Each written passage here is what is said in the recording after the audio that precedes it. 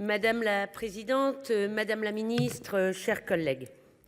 En 2022, la loi portant mesures d'urgence pour la protection du pouvoir d'achat en 2022 a autorisé l'utilisation des titres restaurants pour l'achat de tout produit alimentaire directement consommable ou non.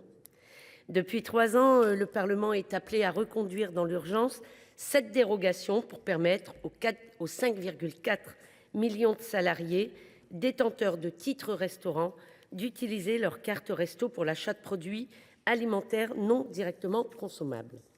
Depuis 3 ans, nous avons le même débat.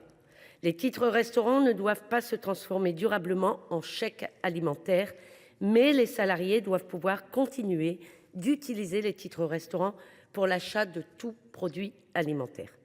Depuis 3 ans, nous répétons que le problème de fond est l'absence d'indexation des salaires sur l'inflation. En effet, les rémunérations décrochent face à la hausse des prix, notamment de l'alimentation, et entraînent une perte de pouvoir d'achat pour les familles.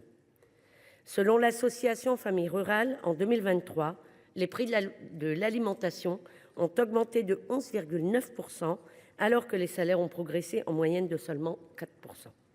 Les entreprises qui n'augmentent pas les salaires utilisent les titres restaurants comme un outil de rémunération complémentaire. Les titres restaurants ne sont pourtant pas un instrument de soutien au pouvoir d'achat, mais uniquement une solution de restauration pour les salariés qui ne disposent pas de restauration collective. En commission, la rapporteure nous a expliqué que l'inflation était moins importante en 2024 qu'en 2023. La prolongation de la possibilité d'utiliser les titres restaurants pour faire des courses était moins justifiée. Si l'inflation est moins forte en 2024, les prix de l'alimentation ont explosé.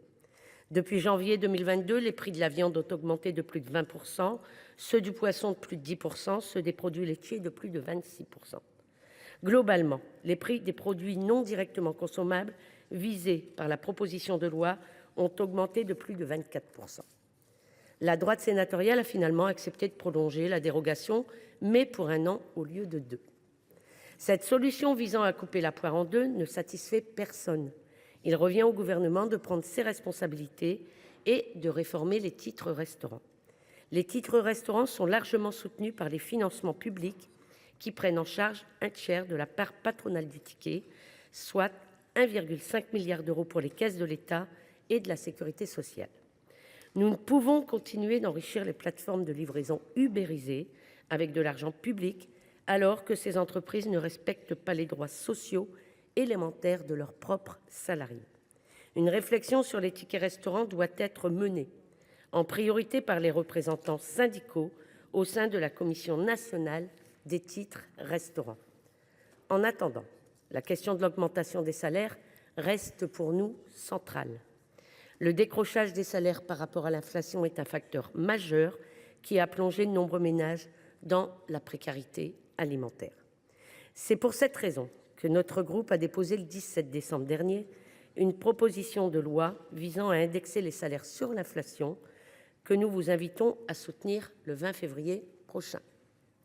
En conclusion, notre groupe votera en faveur de ce texte visant à prolonger la dérogation d'usage des titres restaurants comme nous l'avons fait depuis 3 ans pour une durée de 1 an.